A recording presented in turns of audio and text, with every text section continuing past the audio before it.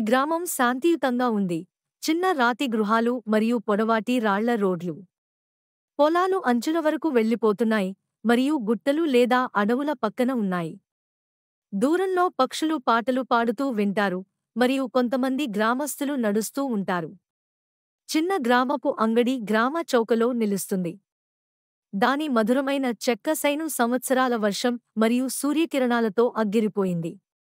చిన్న అద్దాల ద్వారా అంగడి లోపల కనిపిస్తుంది మరియు పక్కన కొన్ని తాజా కూరగాయలతో కొన్నింటి బాస్కెట్లు ఉన్నాయి.